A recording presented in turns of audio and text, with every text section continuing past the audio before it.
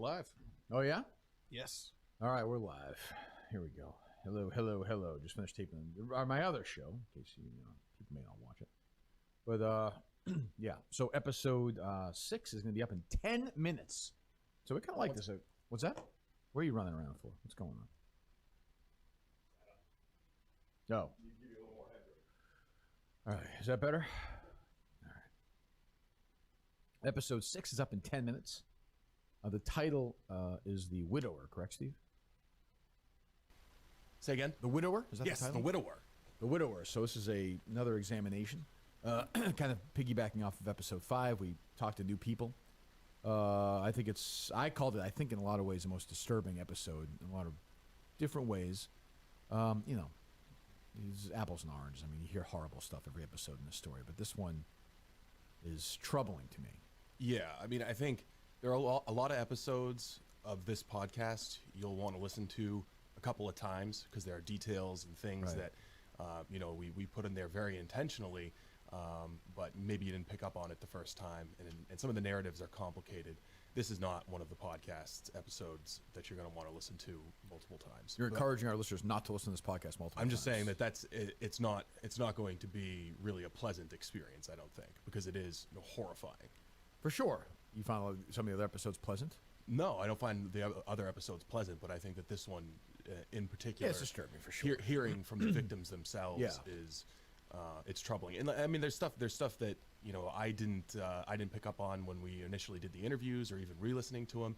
But when you really sat down to put the episode together and the pieces start to fall into place, it's just, I mean, words fail to describe what happened over the last 4 decades. Yeah, there's just like we always say, there's also stuff we just didn't know when we interviewed other people the first time that we learned. We wish we had known then what we knew now. But yeah, another couple of other notes about this one.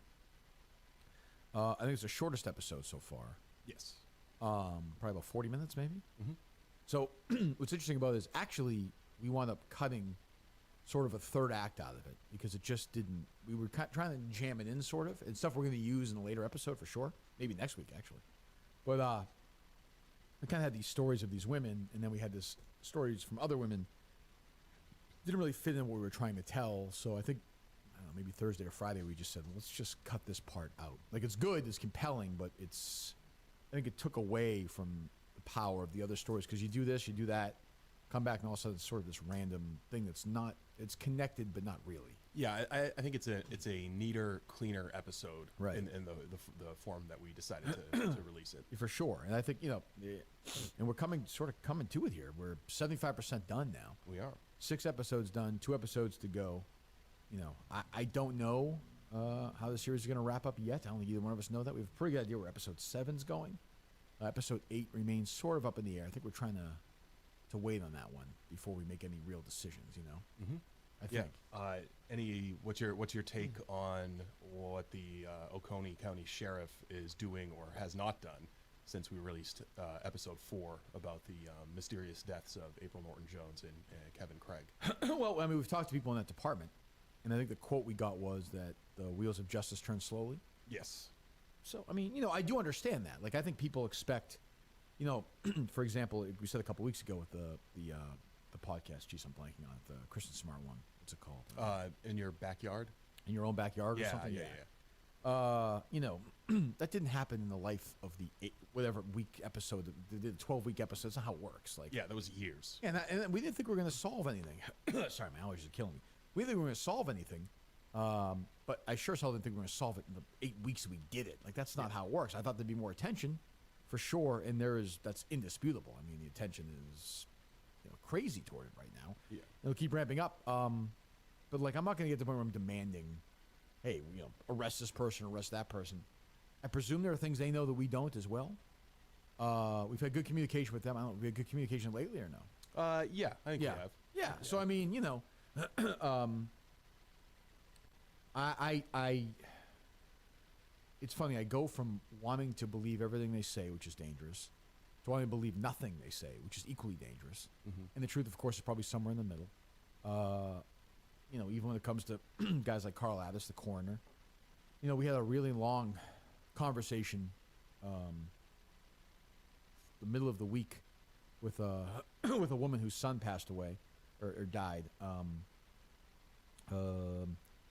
of what they called an overdose, right? Yes, they ruled it an overdose, but according to this woman, there were injuries to the body that Right. just don't make any sense. Don't make any sense, including a massive hole in his head that, if true, Carl Addis didn't see or didn't report. Stuff like that, I get naturally suspicious. Now we've heard one side of the story. That's sort of the trap. The trap. Yeah. Is you fully believe. I'm not saying this person's making anything up. I think people get so passionate, they want justice, they want answers, that they sort of get really ramped up. Again, it could be 100% true, but until we hear from everybody, we're not going to really tell that story in full. But if it's true, have we heard back, by the way, from That woman? No, From the solicitor? No, from the guy in Georgia, the funeral home. No, we have not. No. But stuff like that, I'm sorry, Steve, but stuff like that, we've got, it's the feedback in terms of just tips and stuff is endless, and you have to figure out what's real. Now, that's a real one. I'm saying what's real, what's not, who has an agenda. You sent me one yesterday that I saw also that I thought was really intriguing. Mm-hmm. Who knows? Yeah, I mean, we know for a fact that people are lying to us. Right. Yeah, and as long as you know that going in, and you have your open mind, doesn't mean they're not being told the truth. Doesn't mean this isn't the thing that could lead to this, that leads to this, that leads to a huge thing. But you have to go in, look, born skeptic. You are, indeed. Where's my shirt? And the thing is, you talk to 20 people, you get 20 different stories. It's not been my experience. No, it hasn't. No. No, it hasn't. No.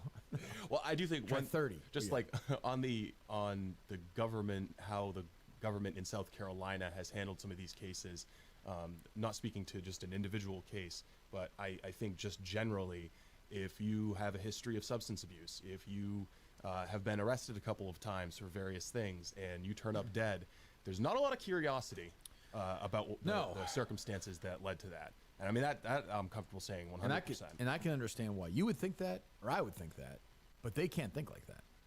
Their job is not to think like that. Yeah, of course. Now, there is, obviously, when you see it, you can say, well, this could be a factor. I understand that, but you can't just say, write it off, this happened, ask no questions. Now, I mean, there are times, I'm sure, where it's clear, but this one, April, Kevin, are not clear. And I will say, the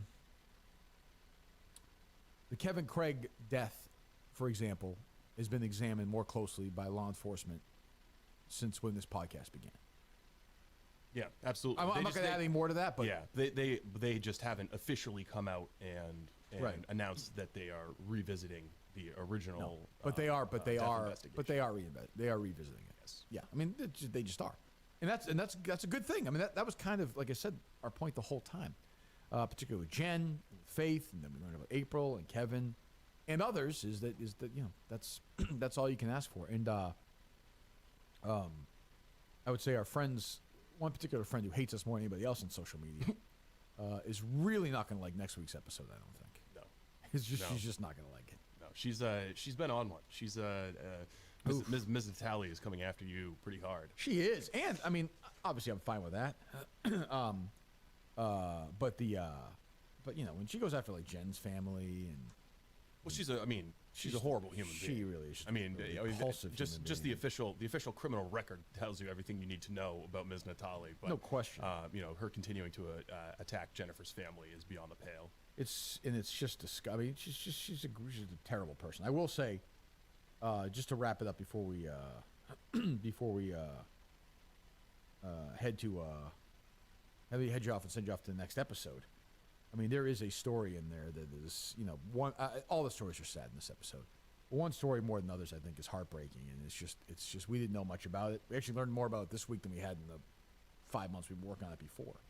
So, I mean, it's sad, and when you see the picture of this young woman, you'll be reminded of another young woman. Mm-hmm. That's if you've been paying attention to the series. So, go listen to the episode now. Our great friends at Taser have sponsored this episode, the Taser Pulse Plus, which I have in my right hand right now. Which is a safe, perfectly safe, great alternative if you want something a little less dangerous than your traditional gun. You can fit it in your purse, you can put it in your pocket, you can put it somewhere where you feel protected when you fire it.